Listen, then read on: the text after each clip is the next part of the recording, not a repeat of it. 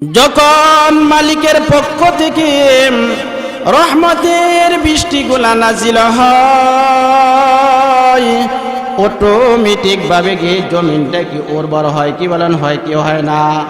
জমিনটা উর্বর হয়।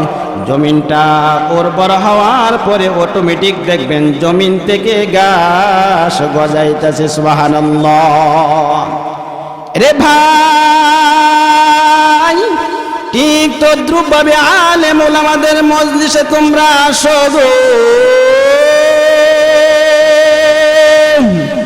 আসলে তোমাদের কোনো ক্ষতি হবে না, তোমাদের কোনো ক্ষতি হবে না, তোমাদের লাভ হবে। কি লাভ হবে যুবক ভাইরারে? তোমার কলিজার মরিচিকা দূর হয়ে যাইবে, তোমার কলবে হিংসা তাকাব্বর কি জায়গা লইবে না, তোমার কলবে আল্লাহ তাআলা রহমতের নূর ঢুকে যাইবে। সুবহানাল্লাহ। ঠিক কি নাকি বলেন? রে যুবক ভাই, কথাগুলো দিলের কান লাগায়া শোনো গো। বলেন আল্লাহুম্মা বারিক লানা ফি রজাবা, আল্লাহুম্মা বারিক লানা ফি রজাবা ওয়া শাবানা ওয়া বাল্লিগনা রমাদান। আল্লাহর হাবিব বলেন, যখন রজব মাস আসতো গো, শাবান মাস যখন আসতো, আল্লাহর হাবিব নামাজ পড়ে পড়ে মালিকের কাছে কি দোয়া করতেন, ওগো মালিক, পবিত্র রজব মাসে শাবান মাসে তুমি আমার হায়াত বাড়িয়ে দাও, আর পবিত্র মাহে রমজান পর্যন্ত তুমি আমার হায়াত বাড়িয়ে দাও। আল্লাহর হাবিব রমজানের 2 মাস পড়বে, 2 মাস আগে এমনি ভাবে রজব মাসে শাবান মাসে দোয়া করতেন গো। উম্মতদেরকে আমল করিয়া করিয়া কি এমনি ভাবে কি বুঝিয়ে গেছেন, এই দোয়াটা করলে আপনি আমার হায়াত বাড়বে কি বাড়বে না? কথা বলেন। এই পর্যন্ত কোনো কথা শুনছেন? ডাক্তারের ফার্মেসিতে যাইয়া হায়াত বাড়াবার ট্যাবলেট পাওয়া যায় না? না, ট্যাবলেট পাওয়া যায় না রে। আল্লাহর হাবিবের আদর্শ অনুযায়ী চললে তোমার হায়াতের মাধ্যমে মালিক বরকত দিবে। সুবহানাল্লাহ। এরে যুবক ভাই, যখন রজব মাস শেষ হয়ে যাইত গো, শাবান মাস যখন আসতো, আল্লাহর হাবিব সাহাবায়ে কেরামদেরকে বলতেন, সাহাবীরা রে, তোমরা শাবান মাসের দিনগুলা তোমরা গণনা করতে থাকো, গণনা করতে থাকো, কয়দিন আছে। কেন গণনা করবা? যাতে করে মানুষে ব্যবসার কাজটাকে হালকা করে নেয়, কৃষিকাজের কাজটাকে হালকা করে নেয়, দুনিয়াবি কাজ কাম যেন হালকা করে নেয়। কেন হালকা করে নেবে? পবিত্র মাহে রমজানের রোজাগুলো যেন রাখতে পারে, ইফতার সময় মতো করতে পারে, রোজাগুলো রাখতে পারে। আল্লাহর হাবিব সাহাবায়ে কেরামদেরকে বলতেছেন, সাহাবীরা রে, এই জন্যই তোমরা রমজানের দিনগুলা গণতে থাকো। শাবান মাসের কয়দিন আছে আর রমজান আসার কয়দিন আছে, দিনগুলা গণতে থাকো। এরে যুবক ভাই, কথাগুলো দিলের কান লাগায়া শোনো রে। রব্বে কারীম আসমান জমিন বানাইছেন সেই দিনে, আর তোমার আমার মায়ের অন্ধকার পেটের ভিতরে 10 মাস 10 দিন সময় লাগা বানাইছে। তাও মায়ের গর্ভে 10 মাস 10 দিন সময় লাগাইয়াম আল্লাহ রব্বুল আলামিন আপনি আমার কুদরতি চেহারাটা মালিকের কুদরতি হাত দিয়া বানাইছে, কোনো মিস্ত্রি লাগাই নাই, আর অন্য অন্য অঙ্গ পতঙ্গগুলো মালিক ফেরেশতার মাধ্যমে বানাইছে। ঠিক কিনা কথা বলেন? এরে যুবক ভাই, তোমার আমার মালিক কত বড় কারিগর। যখন মায়ের ডিম বানুতে গিয়ে 1 ফোঁটা নাপাক পানি রে মায়ের রেহেমে আসে, মায়ের ডিম বানুতে আসে, ডিম বানুতে আসে। আল্লাহ রব্বুল আলামিন একদল ফেরেশতাকে বলে, এরে ফেরেশতা, আমার বান্দার নাভিটা এক চিমটি মাটি দিয়া বানায়া দে। এই জন্যই মানুষ মৃত্যুবরণ করার পরে, মারা যাওয়ার পরে যে জায়গা থেকে মাটিটা আনা হয়, আল্লাহর রাসূল বলেন তারে ওই জায়গায় দাফন করা হয়। সুবহানাল্লাহ। মানুষটার বাড়ি বাংলাদেশে, মারা গেছে দুবাইয়ে, কুয়েতে, কিন্তু বাবা ঘটনাক্রমে বাংলার জমিনে আসতে পারে না, তারে মালয়েশিয়ায় দাফন করা হয়, দুবাইয়ে দাফন করা হয়। লোকটার বাড়ি হলো সৌদি আরব, আসতে পারে নাই, ওই যে মক্কা মদিনার কবরে তারে দাফন করা হয়।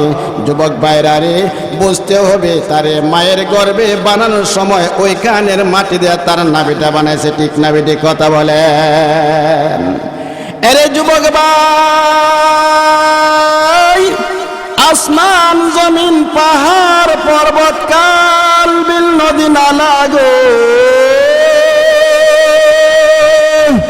রব্বে কারীম বানাইছেন 6 দিনে। কোন আসমান বানাইছেন রূপা দিয়া, মুফাসসিরিনে কেরাম বলেন, মুফাসসিরিনে কেরাম বলেন কোন আসমান বানাইছে রূপা দিয়া, কোন আসমান বানাইছে স্বর্ণ দিয়া, কোন আসমান বানাইছে তামা দিয়া, কোন আসমান বানাইছে পিতল দিয়া, আর কোন আসমান বানাইছেন রব্বে কারীম পানি দিয়া। রব্বুল আলামিন এভাবে এক একটা আসমানকে এক এক ধরনের জিনিস দেখে রব্বে কারীম কি করছেন, বানাইছেন। সুবহানাল্লাহ। এরে যুবক ভাই, কথাগুলো দিলের কান লাগাইয়া শোনো গো। আল্লাহ রাব্বুল আলামিন বলেন, আফাহাসিবতুম আন্নামা খালাকনাকুম আবাসাও ওয়া আন্নাকুম ইলাইনা লা তুরজাউন।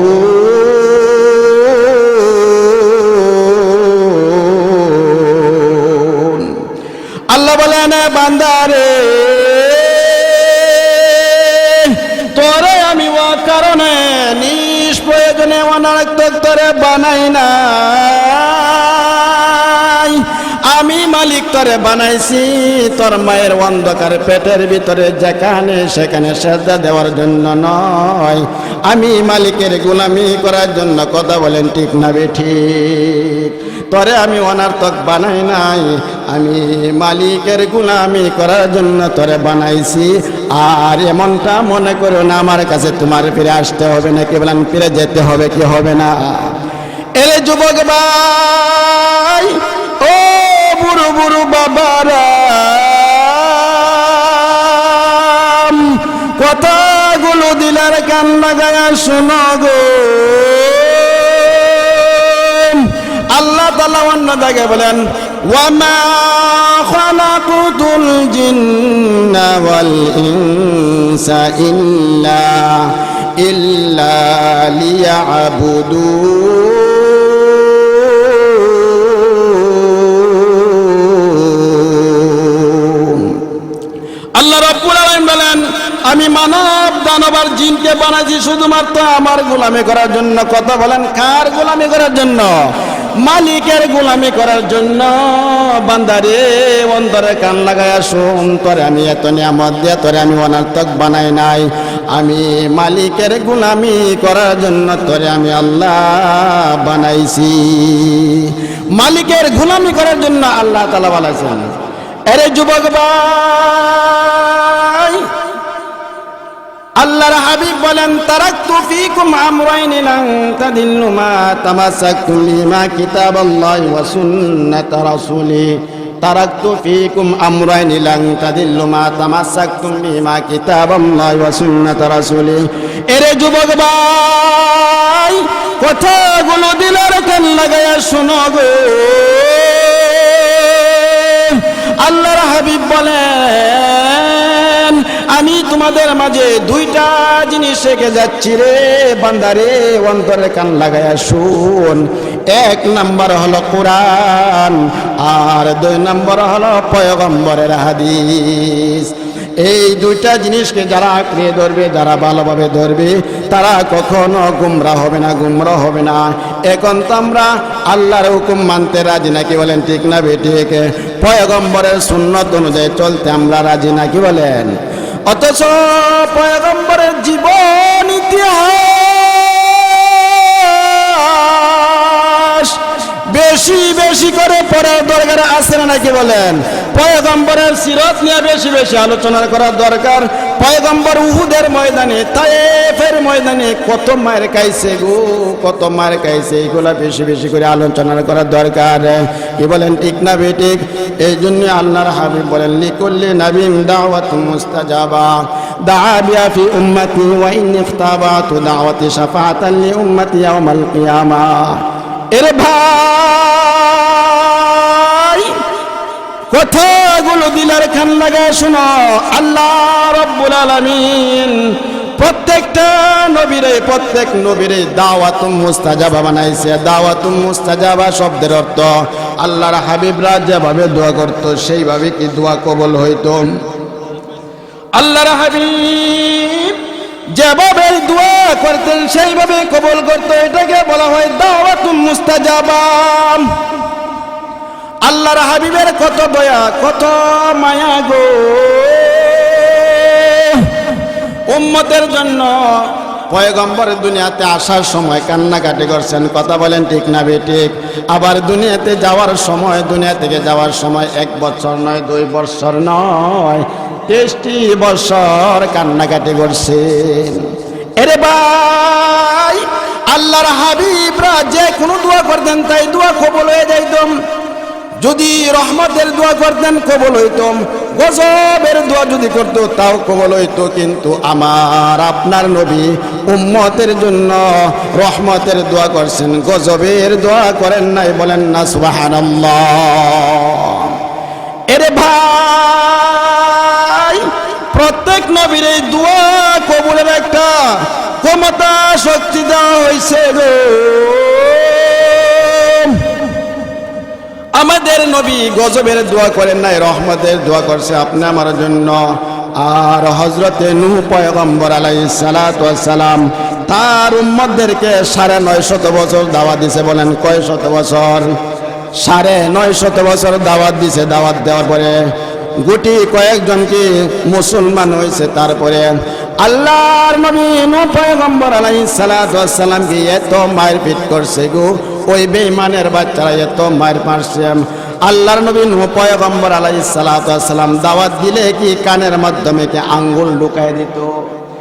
এরে যুবক ভাই, এক পর্যায়ে আল্লাহর নবী নূহ পয়গম্বর আলাইহিস সালাতু ওয়াস সালাম অসন্তুষ্ট হয়ে মনে বড় কষ্ট নিয়ে মালিকের কাছে বদদোয়া করতেছেন। কি দোয়া? রব্বি লা তাযার আলাল আরদি মিনাল কাফিরিনা দাইয়ারা। ওগো মালিক, ওই কাফেরদের সম্প্রদায়, কাফেরদের মধ্য থেকে তুমি একটা ছেলেপেলা দুনিয়াতে রাখো না। তারা আমার কথা মানে নাই। অটোমেটিকলি হযরতে নূহ পয়গম্বর আলাইহিস সালাতু ওয়াস সালামের দোয়া কি কবুল হয়ে গেছে। সাথে সাথে কি মহাপ্লাবন আইসা গেছে, দোয়া কবুল করছে। কি বলেন, প্লাবন আসছে কি আসে নাই? আল্লাহর নবী নূহ পয়গম্বর আলাইহিস সালাতু ওয়াস সালাম দোয়া করছেন, সাথে সাথে কি দোয়া কবুল হয়ে গেছে। এরে যুবক ভাই, তোমার আমার নবীর কত মায়া দেখছো নি? আল্লাহর হাবিব উম্মতের জন্য দোয়া করে নাই, আল্লাহর হাবিব দোয়াটাকে রিজার্ভ রাখছে, গোডাউনে বয়ে রাখছে। তাইলে আল্লাহর হাবিব ওই উম্মতের জন্য কখন দোয়া করবেন? আল্লাহর হাবিব বলেন, আমার উম্মতরা যখন মিজানের গোড়ায় সমস্যায় পড়ে যাবে, পুলসিরাতের গোড়ায় সমস্যা পড়ে যাইবে, হাউজে কাউসারের পানি পান করতে পারবে না, আমি আল্লাহর হাবিব আমার উম্মতদেরকে বাঁচানোর জন্য আমার রিজার্ভ করা দোয়াটা আমি ওই সময় ব্যবহার করব। বলেন না সুবহানাল্লাহ? আল্লাহর হাবিবের কত মায়া, কত দরদ, দোয়াগুলো রিজার্ভ রাখছেন। আল্লাহর হাবিব ওই কাল কিয়ামতের ময়দানে উম্মত যখন সমস্যায় পড়ে যাবে, উম্মতের জন্য কি করবে? এই দোয়াটা ব্যবহার করবে। এরে যুবক ভাই, আল্লাহ রাব্বুল আলামিন বলেন, আল্লাহু ওয়ালিয়ুল্লাযীনা আমানু يخرجهم من الظلمات إلى النور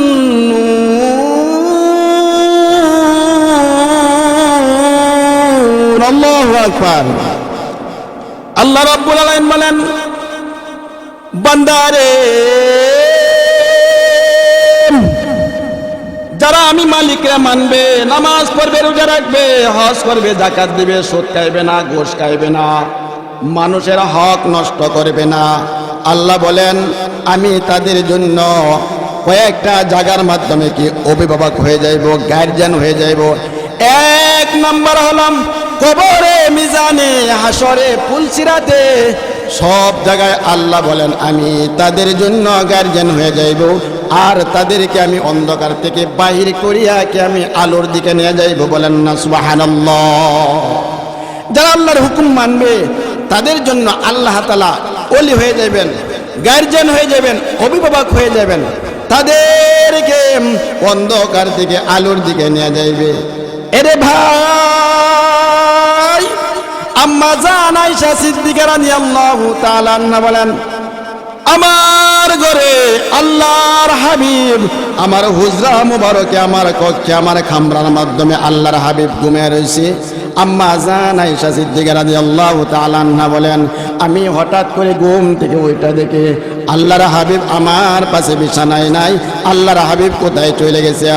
আম্মা জান আয়েশা সিদ্দিকা রাদিয়াল্লাহু তাআলা আনহা বলেন, আমি আমার স্বামী, আমি আমার পয়গম্বরকে তালাশ করার জন্য আমি বের হয়ে গেলাম, আল্লাহর হাবিবরে তালাশ করার জন্য বের হয়ে গেলাম। আম্মা জান আয়েশা সিদ্দিকা রাদিয়াল্লাহু তাআলা আনহা বলেন, আমি এক পর্যায়ে আল্লাহর হাবিবরে তালাশ করতে করতে ওই জান্নাতুল বাকিতে গেলাম। জান্নাতুল বাকি বলা হয় মদিনার কবরস্থান। আম্মা জান আয়েশা সিদ্দিকা রাদিয়াল্লাহু তাআলা আনহা যাইয়া দেখেন আল্লাহর হাবিব মদিনার কবরস্থানে যাইয়া দুইটা হাত উপরের দিকে উঠায়া উম্মতের জন্য কাঁদতেছেন, আল্লাহুম্মা গফির লি উম্মতি, আল্লাহুম্মা গফির লি উম্মতি। মালিক গো, তুমি আমার এতিম উম্মতদেরকে মাফ করে দাও। ও গো মালিক, তাদেরকে তুমি শাস্তি দিলেও শাস্তি দিতে পারবা, আর যদি তাদেরকে তুমি মাফ করে দাও, মাফ করতেও পারবা। আল্লাহ, তুমি আমার উম্মতদেরকে মাফ করে দাও। সুবহানাল্লাহ। এরে যুবক ভাই, আল্লাহর হাবিব রে জংলার হরিণে চিনছে, কি বলেন? চিনছে কি চিনে নাই? জংলার হরিণে চিনছে, আল্লাহর হাবিব জংলার হরিণে চিনছে। আল্লাহর হাবিব রে পাথরে চিনছে, কি বলেন? পাথরে চিনছে। আল্লাহর হাবিব রে এমনি ভাবে কি মরা গু হিসাবে চিনছে। আল্লাহর হাবিব যখন ঘর থেকে বের হতেন, আকাশের মেঘমালা আইসা আল্লাহর হাবিব রে ছায়া দিত গো, রৌদ্র লাগিতে দিত না। আর আল্লাহর হাবিব যখন কোন রাস্তা দিয়ে যাইতেন, পাথর গুলা আইসা আল্লাহর হাবিবের পায়ের মাঝে কি চুম্বন দিতেন। সুবহানাল্লাহ বলেন, সুবহানাল্লাহ। আম্মা জান আয়েশা সিদ্দিকা রাদিয়াল্লাহু তাআলা আনহা বলেন, আমার পয়গম্বর আম্মা জান আমিনা রাদিয়াল্লাহু তাআলা আনহা বলেন, পয়গম্বর যখন আমার গর্ভে ছিল, আমি যখন কূপ থেকে পানার জন্য গেলে কুয়ার পানি অটোমেটিক কুয়ার একেবারে মুখ বরাবর আয়েশা বয়ে যাইত। সুবহানাল্লাহ। আল্লাহর হাবিব রে মরা গু হিসাবে চিনছে, আল্লাহর হাবিব রে জংলার হরিণে চিনছে, আল্লাহর হাবিব রে পাথরে চিনছে। কি বলেন? চিনছে কি চিনে নাই? আপনি আমি শুধু আল্লাহর হাবিব রে চিনি না। কথা বলেন ঠিক না বে ঠিক? আল্লাহর হাবিব রে আপনি আমি কি চিনি না? আল্লাহর হাবিব উম্মতের জন্য কত পাগল ছিল গো, কত মায়া ছিল। এরে যুবক ভাই, মুরগিওয়ালা বাচ্চার উপরে যখন চিলে তাবা মারে গো, একবার মুরগিটা লাভ দিয়ে কি ছাদের উপরে যায়, কি বলেন যায় কি যায় না? একবার ছাদের উপরে যায় নিজের বাচ্চাগুলোকে বাঁচাইবার জন্য, আর একবার লাভ দিয়ে কি গাছের ডালার মাধ্যমে যায়। হঠাৎ করে বাচ্চার মা মুরগিটা দানা দুইটা মেলায়া এভাবে ডাকতে থাকে গো, আয় আয় আয় তোরা কান্দিস না, আমি মা জীবিত থাকতে তোদেরকে আমি কোনো ছেলের হাতে খেতে দেব না। কি বলেন ঠিক না বেঠিক? মুরগার উপরে যখন ছিলে তাবা বানে, এমনি ভাবে মুরগায় তার বাসা দিয়ে বাচ্চাগুলোকে ডাকতে থাকে, তোরা আয় আয় কান্দিস না, আমি মা যতদিন জীবিত থাকবো তোদেরকে কখনো কি চিলার হাতে খেতে দিব না। এরে যুবক ভাই, কাল কিয়ামতের কঠিন হাসরের মাঠ যখন আরম্ভ হয়ে যাবে রে, ওই সূর্যটা 9,30,00,000 মাইল উপরে সূর্যটা আপনি আমার মাথার আধাত পরিমাণ উপরে আসবে। কথাগুলো খেয়াল করে শুনেন যুবক ভাইরা রে, কথাগুলো খেয়াল করে শুনেন।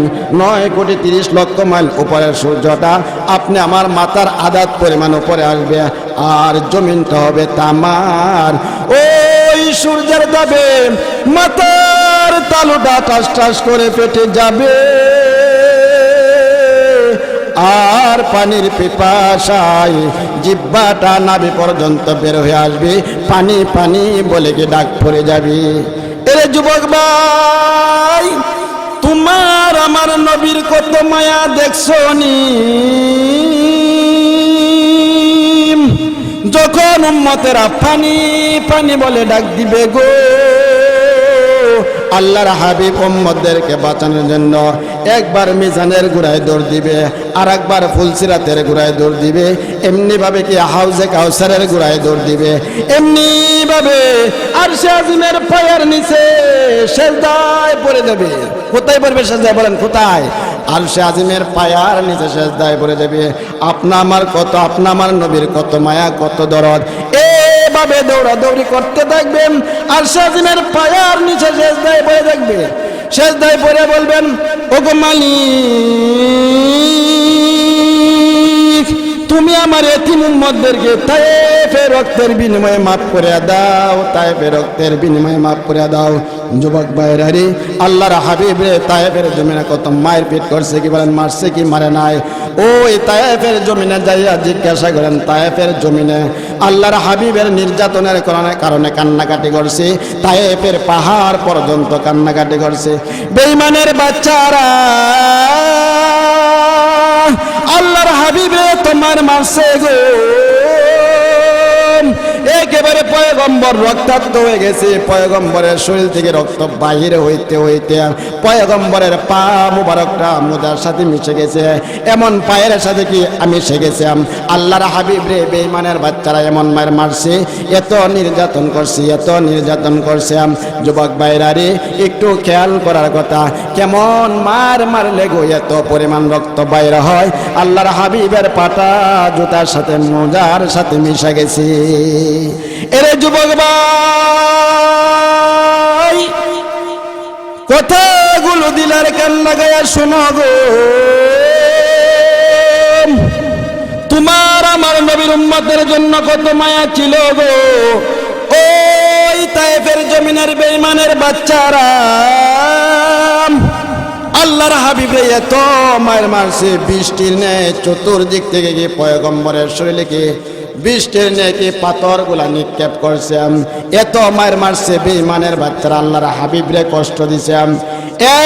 এক পর্যায়ে আল্লাহর হাবিব এমনি ভাবে কি সহ্য করতে পারে নাই, দাঁড়ানো থেকে বৈশা গেছে। আল্লাহর হাবিব আর সহ্য করতে পারে নাই, দাঁড়ানো থেকে বৈশা গেছে। এমন ভাবে বেঈমানের বাচ্চারা আল্লাহর হাবিব রে তো মায়ের মারছে গো। আল্লাহর হাবিব সহ্য করতে পারে না, এই পাথরের ইডাল খায়া, পাথরের ডিল খায়া আল্লাহর হাবিব বৈশা গেছে। এমনিভাবে আল্লাহর হাবিব বসার পরেও কি ওই তায়েফের জমিনের বেঈমানের বাচ্চারা বসার মধ্যেও কি আল্লাহর হাবিব রে বৃষ্টি নেই কি পাথর মারা আরম্ভ করছে, বৃষ্টি নেই পাথর মারা আরম্ভ করছে। এক পর্যায়ে আল্লাহর হাবিব হাইরে পয়সাও দেখতে পারে না, যে পয়গম্বরের শরীরে মশা মাছি বসা হারাম ছিল গো। কথা বলেন ঠিক না বেঠিক? আল্লাহর হাবিবের শরীরে মশা মাছি বসা হারাম ছিল। বেঈমানের বাচ্চারা আল্লাহর হাবিবরে দাঁড়ানো থাকা অবস্থায় পাথর মারছে, বৃষ্টি নেই, বসা অবস্থায় মারছে। আল্লাহর হাবিব যখন আর পাথরের আঘাত সহ্য করতে পারে না, বৈশাও সহ্য করতে পারে না, তোমার আমার নবী বসা থেকে দৌড় দিলেন গো। হাতের মাধ্যমে একটা তোয়ালিয়া ভাবে রুমাল নিয়ে দৌড়ায় আর বলে মালিক গো, মার গাইছে আরো খাবো, কিন্তু মালিক তুমি আমারে দিশাহারা বানাইও না, তুমি আমারে কি পাগলের নেই দিশাহারা বানাইও না। তুমি যদি আমারে দিশাহারা বানিয়ে ফেলাও তাহলে তো এই জমিনের মাধ্যমে রক্তগুলা পড়ে যাইবে, আমি আমার শরীর থেকে রক্তগুলা মুছতে পারবো না, জমিনের মাধ্যমে পড়ে যাবে। যদি জমিনের মাধ্যমে পড়ে যায় ওই জমিনে বরদাস্ত করতে পারবে না, পারবে না। কথা বলেন ঠিক না ঠিক? আল্লাহর হাবিব রে বেঈমানের বাচ্চারা এইভাবে কি নির্যাতন করছে। ওই তায়েফের জমিনের পাহাড় পর্যন্ত চিৎকার করছে, সপ্তম আকাশের ফেরেশতারা চিৎকার করছে আল্লাহর হাবিবের নির্যাতন দেখে। আল্লাহর হাবিবের কাছে এসে বলেন, ওগো নবীজি, আপনারে তো এখতিয়ার দেওয়া হয়েছে, আপনারে অনুমতি দেওয়া হয়েছে গো, আপনি যদি বলেন ওই তায়েফবাসী আর মক্কাবাসীকে পাহাড়ের চাপা দিয়ে শেষ করে দিব। এরে যুবক ভাই, তোমার আমার নবীর কত মায়া দেখছনি। আল্লাহর হাবিব ফেরেশতাদেরকে বলেন, ফেরেশতারা রে না না না, এদেরকে মারা যাবে না, এদেরকে মারধর করা যাবে না, যদি এদেরকে মেরে ফেলো আমি দিনের দাওয়াত কার কাছে নিয়ে যাইব? কথা বলেন ঠিক না বেঠিক? আমি দিনের দাওয়াত কার কাছে নিয়ে যাইব? এরা যদি না মানে, এদের সন্তানা না মানবে, এদের নাতি পুতি না মানবে, মামু বাইকনারাম, এদের খালাতো ভাই ফুফাতো ভাই, তারা আমার দিন মানবে। ফেরেশতারা রে তাদেরকে পাথরে চাপা দিয়ে মারা যাবে না, পাথরে চাপা দিয়ে মারা যাবে না। যুবক ভাইরা রে, আল্লাহর হাবিবের কত দরদ আর কত মায়া। আল্লাহর হাবিব বলেন, আল্লাহ রাব্বুল আলামিন বলেন, ওয়ামা খালাকুতুল জিন্না ওয়াল ইনসা। আল্লাহ রাব্বুল আলামিন বলেন, পয়গম্বর বলেন, ওয়ামা আরসালনাকা ইল্লা রাহমাতাল লিল আলামিন।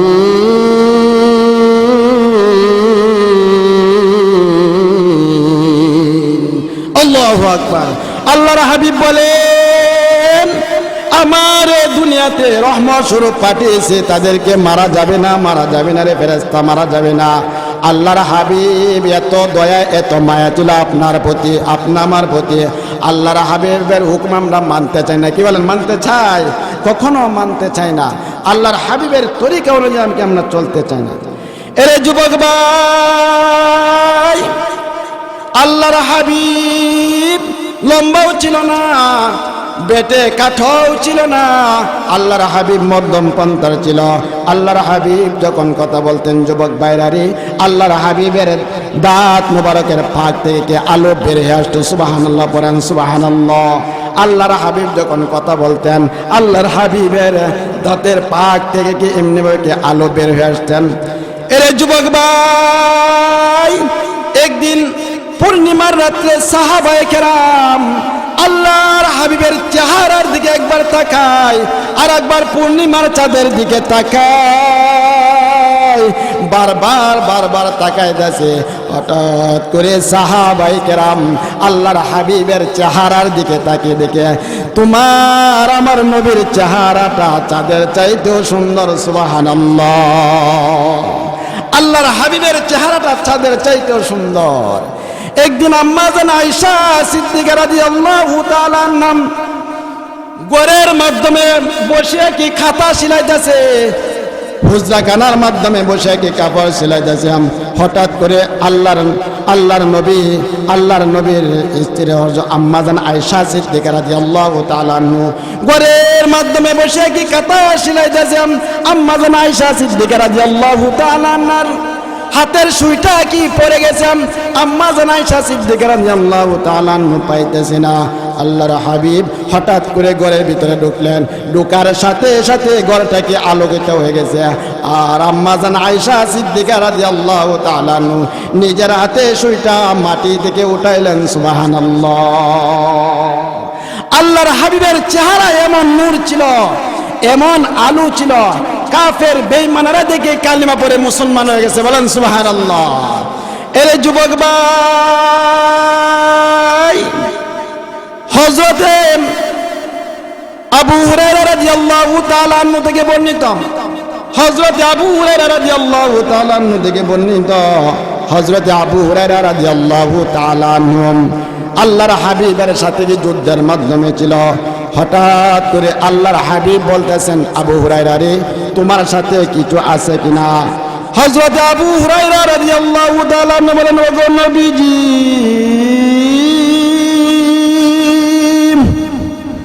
আমার তলিতে অল্প কয়েকটা খেজুর আছে। আল্লাহর হাবিব বলেন, আবু হুরায়রা রে, তুমি খেজুরগুলা নিয়ে আসো, তোমার তলিটা নিয়ে আসো। আল্লাহর হাবিব নিজের হাত দিয়ে কি খেজুরগুলাকে বাহির করলেন, বাহির করে কি দোয়া করলেন, দোয়া করে বলতেছেন, আবু হুরায়রা রে, ওই খেজুরগুলা তুমিও খাও, তোমার 10 জন সাথীদেরকে খাওয়াও। যখন 10 জন সাহাবী খেজুরগুলা খাইলো, আবার আল্লাহর হাবিব বলতেছেন, আবু হুরায়রা রে, আরো 10 জনকে ডাইকানো, 10 জনকে ডাইকানো, এই খেজুর খাও। এমনি ভাবে ওই বাহিনীর সবাইকে তৃপ্তি সহকারে খেজুর খাইলেন। আর আল্লাহর হাবিব বলতেছেন, আবু হুরায়রা রে, এই খেজুরের তলেটা, খেজুরের ব্যাগটা, খেজুরের তলের মুখটা তুমি নিচের দিকে করিও না। যদি নিজের দিকে করো খেজুর গুলাকে পড়ে যাইবে। হযরত আবু হুরায়রা রাদিয়াল্লাহু তাআলা বলেন, আমি ওই তলি থেকে, এত বরকত হয়েছে এই তলি থেকে, আমি আল্লাহর হাবিবের জীবদ্দশায় কি আমি খেজুর খাইছি। হযরতে আবু বকরের জীবদ্দশায় খেজুর খাইলাম, হযরতে ওমরের জীবদ্দশায় আমি খেজুর খাইলাম, এমনি ভাবে হযরতে আলী রাদিয়াল্লাহু তাআলা জীবদ্দশায় খেজুর খাইলাম গো। যখন হযরত আলী রাদিয়াল্লাহু তাআলা আনহুর ঘরের মাধ্যমে ডাকাতে হলো, ওই খেজুরের তলিটা কি হারায় গেছে। এরপর থেকে হযরত আবু হুরায়রা রাদিয়াল্লাহু তাআলা আর খেজুর তালাশ করে পায় না। বলেন না সুবহানাল্লাহ। দেখেন আল্লাহর হাবিবের হাতের কেমন বরকত। কি বলেন? আমার আপনার নবী উম্মতের জন্য কত পাগল আছেন, কত দেওয়ানা আছেন। এর যুবক ভাই, পয়গম্বরের জীবন ইতিহাস বেশি বেশি করে তালাশ করার দরকার আছে না নাই? কি বলেন? দরকার আছে না নাই? আল্লাহর হাবিবের জীবন ইতিহাস বেশি বেশি তালাশ করার দরকার। একটা মরা গো হিসাবে আল্লাহর হাবিবরে চিনছে একজন ইহুদি পয়গম্বরের সামনে আয়েশা তার আল্লাহর হাবিবরে বলতেছেন, এরে মুহাম্মদ, তুমি কি সেই মুহাম্মদ যে নবুয়তের দাবি করছিলাম? তুমি পাগল বেশে আমাদেরকে দিনের দাওয়াত দাও, তুমি কি সেই মুহাম্মদ? আল্লাহর হাবিব বলেন, হ্যাঁ আমি তো হইলাম সেই মুহাম্মদ, আমি হইলাম সেই মুহাম্মদ। এবার ইহুদি বলতেছেন, রে মুহাম্মদ, তোমার দলের সাথে যদি আমার চুক্তি না থাকতো, এই যে দেখতেছো আমার হাতের মাধ্যমে তরবারিটা আছে, এই তরবারিটা দিয়ে কি আমি তোমার কাল্লাটা উড়িয়ে দিতাম। নাউজুবিল্লাহ। এই দুষ্ট ইহুদি তার তলে থেকে একটা মরা গুইসা বের করে আল্লাহর হাবিবের সামনে কি নিক্ষেপ করলেন।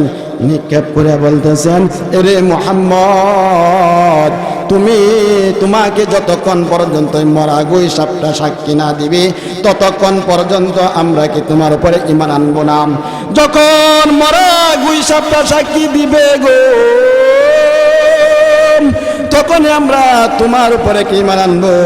আল্লাহর হাবিব ওই মরা গই সাপটার দিকে তাকাই বেতে দূরের কথা, নজর করার সাথে সাথে মরা গই সাপটা জীবিত হয়ে গেল। সুবহানাল্লাহ পড়ে, সুবহানাল্লাহ। আল্লাহর হাবিব মরা গই সাপটার দিকে তাকাইবার সাথে সাথে, নজর করার সাথে সাথে ওই মরা গই সাপটা কি জীবিত হয়েছে। এরে যুবক ভাই, আল্লাহর হাবিবের এত গুণ, এত মর্যাদা, এত শান ছিল গো।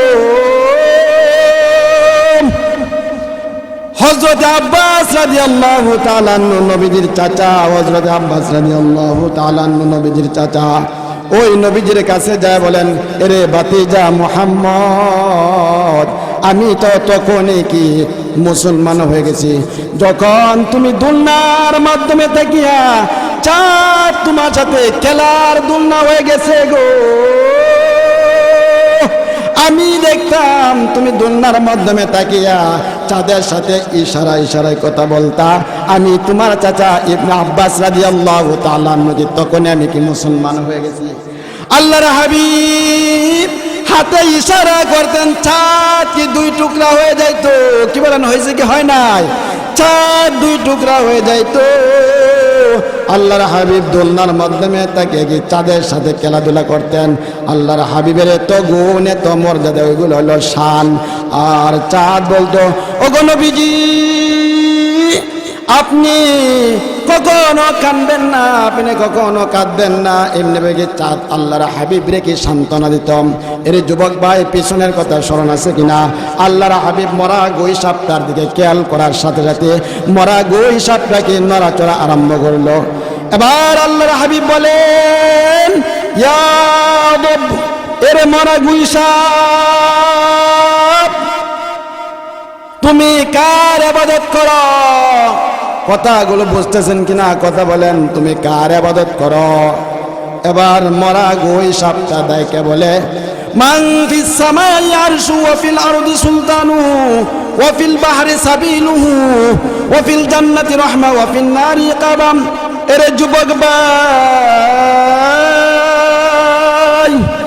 মরা গই সাপটা উত্তর দিতেছে, আমি ওই সত্তার গোলামি করি আকাশে যার রাজত্ব রয়েছে। বলেন, আকাশে জমিনে কার রাজত্ব? কথা বলেন, কার রাজত্ব?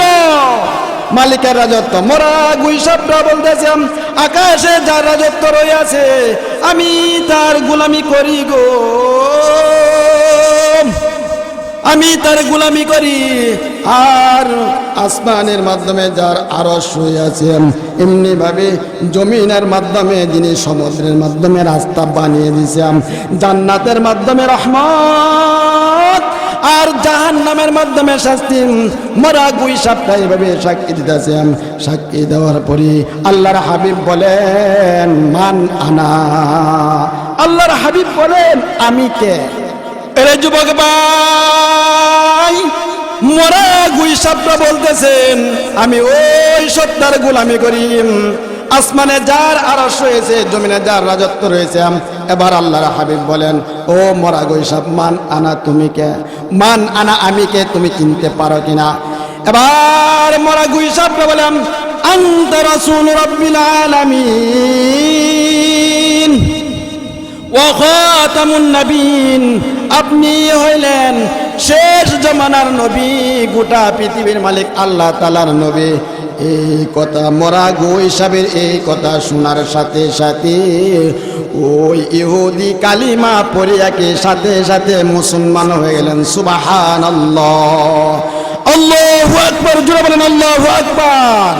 ওই মরা গুই সাপ সাথে সাথে কালিমা পড়ে কি মুসলমান হয়ে গেছে। তোমার আমার নবীর কত শান, কত মান। আজকে আমরা আল্লাহর হাবিবের কি গুণকীর্তন করতাম, মন চায় না? আল্লাহর হাবিবরে আমরা কি চিনতে মন চায় না? এরে যুবক ভাই, পাথরে আল্লাহর হাবিবের পায়ের মাধ্যমে চুম্বন করতাম। ওই দুষ্ট আবু জাহেল হাতের মাধ্যমে কতগুলা কঙ্কর নিয়েছিলাম। কঙ্কর নিয়ে বলেন, মুহাম্মদ, এই ভাতিজা মুহাম্মদ, তুমি যদি বলতে পারো আমার হাতের মাধ্যমে কি আছে, তাইলে বলবো যে তুমি কি সত্য নবী। কেন তুমি তো আকাশের দাও, আসমানের সংবাদ দাও, তুমি তো বলতেই পারবা আমার হাতের মাধ্যমে কি আছে। এবার আল্লাহর হাবিব বলেন, ওগো চাচা, আপনার হাতের ভিতরে কি আছে আমি বলবো না আপনার হাতের ভিতরের বস্তুই বলে দিবে? ওই দুষ্ট আবু জাহেল বলতেছেন, মুহাম্মদ রে, আমি উভয়টাই চাই। আল্লাহর হাবিব বলেন, ওগো চাচা, আপনার হাতের মাধ্যমে 6টা কঙ্কর। এই কথা বলার সাথে সাথে ওই 6টা কঙ্করে কালিমায়ে শাহাদাত পড়তে আরম্ভ পড়েন আশহাদু আল্লা ইলাহা ইল্লাল্লাহু ওয়া আশহাদু আন্না মুহাম্মাদান আবদুহু ওয়া রাসূলুহু। এরে যুবক ভাই, কথাগুলো দিলের কান লাগায় শোনো রে। পাথরে পয়গম্বরকে চিনছে, যখন কালিমায়ে শাহাদাত পড়ার সাথে সাথে ওই দুষ্ট আবু জাহেলে পাথরগুলা গুসায় মাটিতে ফেলে দিল। এরে যুবক ভাই, একটা ঈগল পাখি আল্লাহর হাবিবরে চিনছে। আল্লাহর হাবিব একদিন পায়ের মোজা মোবারক কইলাম, আল্লাহর হাবিব এক জায়গার মাধ্যমে বৈশাখী ওযু করতেছেন। ওযু করার সময় একটা ঈগল পাখি এসে আল্লাহর হাবিবের পায়ের মোজাটা কি নিয়ে গেল, আল্লাহর হাবিবের মোজাটা নিয়ে গেল। আল্লাহর হাবিব ওযু করার পরে মোজাটা তালাশ করে পাইতেছে না। হঠাৎ করে দেখি আকাশের মাধ্যমে কি একটা ঈগল পাখি আল্লাহর হাবিবের মোজাটা নিয়ে কি উঠতেছে। সুবহানাল্লাহ। আল্লাহর হাবিব মনে মনে গুসাম, হঠাৎ করে ঈগল পাখিটা মোজার মুখটা কি নিচের দিকে করছে, করার পরে কি একটা বিষাক্ত সাপ পড়ছে। সাপ পড়ার পরে ওই ঈগল পাখিটা এসে বলতেছেন, গো আল্লাহর হাবিব, আপনি আমার প্রতি রাগ হইবেন না, গোস্বা হইবেন না। আল্লাহর হাবিব আমারে দিয়ে এই কাজটা করাইছে, আমি যদি মোজাটা না নিয়ে যাই আপনার মোজার ভিতরে একটা বিষাক্ত সাপ ঢুকছে, ওই সাপটা আপনাকে দংশন করবে। এরে যুবক ভাই, কথা বলার উদ্দেশ্য হলো একটা ঈগল পাখি আপনি আমার নবীরা চিনছে, আপনি আমি কি চিনি না? কি বলেন? কথা বলেন ঠিক না বেঠিক? আপনি আমি ইহুদি নাসারার খ্রিস্টানদের রীতিনীতি ব্যবহার করে যুবক ভাইরা রে, ওই মেসি মাথা চুলেন। তোমরা যদি আল্লাহ তাআলাকে ভালোবাসতে চাও তাইলে তোমরা আল্লাহর হাবিবের অনুসরণ করো, আল্লাহর হাবিবের পথ অনুসরণ করো, তাইলে আমি মালিক রে তোমরা পায়া যাইবা। আল্লাহরে ভালোবাসার মাপকাঠি হলো পয়গম্বরের সুন্নত। মাথার মাধ্যমে সুন্নত টুপি দাও, শুক্রবারে নামাজ পড়তে যাইবা, সপ্তাহে একদিন নামাজ পড়তে যাও, আল্লাহর হাবিবের সুন্নত পাঞ্জাবিটা পয়রা বাবারা তোমরা নামাজে যাইও, আল্লাহর হাবিবের সুন্নতটা অবলম্বন করিও। আল্লাহ বলেন, তোমরা যদি আমারে মহব্বত করতে চাও তাইলে তোমরা আমার নবীর অনুসরণ করো, তাইলে তোমরা আমাকে ভালোবাসতে পারবা। আর আল্লাহরে ভালোবাসার মাপকাঠি হলো পয়গম্বরকে ভালোবাসা, আর পয়গম্বরকে ভালোবাসার মাপকাঠি হলো পয়গম্বরের সুন্নত। কথা বলেন ঠিক না বেঠিক? আল্লাহরে ভালোবাসার মাপকাঠি হলো এমনি ভাবে পয়গম্বরকে মহব্বত করতে হবে। এরে যুবক ভাই, কথাগুলো দিলের কান লাগায়া শুনো গো। তোমার আমার নবী 1 বছর নয় 23টি বছর সেজদায় পড়ে উম্মতি উম্মতি বলে কাঁদছে। উম্মতের জন্য কত পাগল ছিল, কত মায়া ছিল। একদিন হঠাৎ করে এক ব্যক্তি আল্লাহর হাবিবের কাছে আয়েশা বলতেছেন, ওগো আল্লাহর হাবিব, আমার মেয়েটারে আমি বিবাহ দিব, আমার কিছু হাদিয়া উপটকন দেন। আল্লাহর হাবিব বলেন, এ ভাই, আমার কাছে কোনো কিছু নাই, তুমি আগামীকাল সকালে গাছের একটা ডালা নিয়া আর একটা বড় মুখওয়ালা একটা শিশুর নিয়া আমি পয়গম্বরের কাছে আইসো। ঠিক তদ্রুপ ভাবে পরের দিন ওই লোকটা গাছের একটা ডালা নিয়া আর বড় মুখওয়ালা একটা শিশু নিয়া আল্লাহর হাবিবের কাছে আসলেন। আরে ভাই, আল্লাহর হাবিবের কাছে আসার পরে আল্লাহর হাবিবের শরীরের গাম ছিল এত খুশবু, মেশকে আম্বরের চাইতেও আরো বেশি খুশবু। সুবহানাল্লাহ। আল্লাহর হাবিব ওই বড় শিশুটা নিয়ে আসার পরে আল্লাহর হাবিব এইভাবে কোণে থেকে গাম ভরতে আরম্ভ করলো। আর আল্লাহর হাবিব বলেন, রে ভাই, তোমার মেয়ের বিবাহের মাধ্যমে যখন কোনো খুশবুর দরকার পড়বে গো, তোমার মেয়েরে বলবা ওই শিশুরের মুখটা খুলে ওই গাছের ডালাটা দেখে গাম যেন ব্যবহার করে। যুবক ভাইরারে, আল্লাহর হাবিবের শরীরের গামটা মেশকে আম্বরের সাথে কি সুঘ্রাণ ছিল, খুশবু ছিল। ওই লোকটা ওই শিশুর মুখটা খোলার পরে যখন ওই গাছের ডালা দিয়ে কি এমনি ভাবে কি গাম বাইর করতে লাগলেন, গাম বাইর করার সাথে সাথে পুরা মদিনাটাকে গ্রানে ভরে গেছে। সুবহানাল্লাহ। আল্লাহর হাবিবের শরীরের ঘাম মেশকে আম্বরের চাইতে বেশি খুশবু ছিল, এমন ঘাম ছিল। এর যুবক ভাই, তোমরা আল্লাহ তাআলাকে ভয় করে চলো। ইয়া আইয়ুহাল্লাযীনা আমানুত্তাকুল্লাহা হাক্কা তুকাতিহি ওয়া লা তামুতুন্না ইল্লা ওয়া আনতুম মুসলিমুন। আল্লাহরে ভয় করো, ভয় করার মতন ভয় করো। ভাইরা আমার, আজকে কোরআনের পাখিগুলো আলেম ওলামাদেরকে জেলখানার মাধ্যমে লোহার জিঞ্জির পরে রাখছে কিনা কথা বলেন? কেন রাখছে? সত্যের পক্ষে, সত্য কথা বলার কারণে, কোরআনের পক্ষে কথা বলার কারণে আজকে আলেম ওলামাদের উপরে নির্যাতন হচ্ছে কি হয় না, কি বলেন?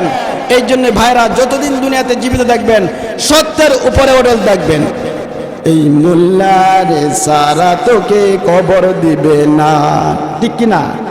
এই মোল্লারে সারা তোকে কবর দিবে না, এই মোল্লা সারা তোর জানাজা কেউ পড়াইব না।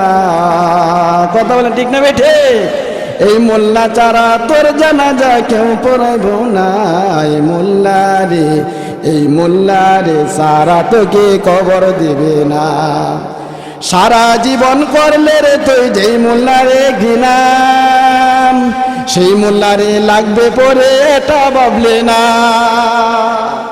সারা জীবন করলে রে তুই যেই মোল্লারে ঘৃণা, সেই মোল্লারে লাগবে পরে এটা ভাবলে না। এরে মোল্লা না থাকিলে তোর মার বিয়ে হতো না। এই মোল্লারে সারা তোকে কবর দিবে না। তোর মা বাবা যাকে যাবে যখন এই দুনিয়া ছেড়ে, তোর মা বাবা যাবে যখন এই দুনিয়া ছাড়ে, সেদিন থেকে আসতে হবে এই মোল্লাদের দ্বারে। ওরা টেকায় পড়লে মোল্লা চিনে, নইলে চিনে না, ঠিক কিনা? ওরা টেকায় পড়লে মোল্লা চিনে, নইলে চিনে না। এই মোল্লারে সারা তোকে কবর দিবে না। আল্লাহ তাআলা আমাদেরকে কথার উপর আমল করার মতো তৌফিক দান করুক। আমি প্রথমে বলছিলাম তোমরা আলেম ওলামাদের মজলিসে যাও, আমরা সবাই আলেম ওলামাদেরকে সম্মান করবো তো? কথা বলেন, কদর করবো তো? তারাই নাইবে রাসূল, আল্লাহ রাসূলের ওয়ারিস। আল্লাহ তাআলা আমাদেরকে কথার উপর আমল করার মতো তৌফিক দান করুক। ওয়া আখিরু দাওয়ানা আলহামদুলিল্লাহি রাব্বিল আলামিন। আসসালামু আলাইকুম ওয়া রাহমাতুল্লাহি ওয়া বারাকাতুহু।